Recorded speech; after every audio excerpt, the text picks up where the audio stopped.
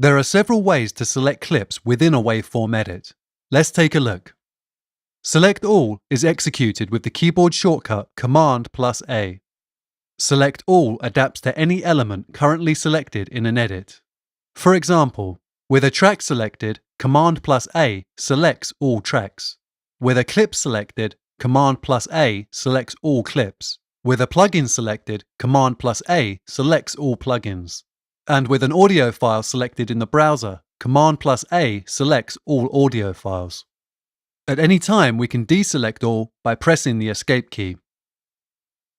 Selecting neighbouring items is super quick and easy. With an item selected, in this case a clip, simply hold the Option or Alt key and continue to press the up, down, left and right cursor keys. Like Select All, this command adapts to whatever element in the edit is selected.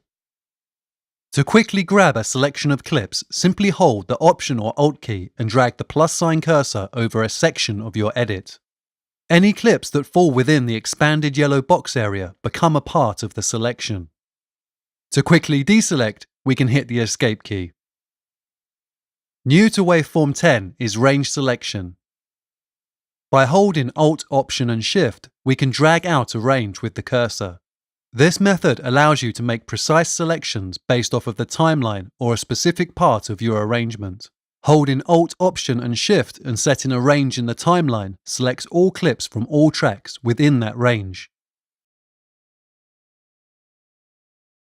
Ranges can also be set on a single track or multiple tracks by dragging the cursor across one or more tracks.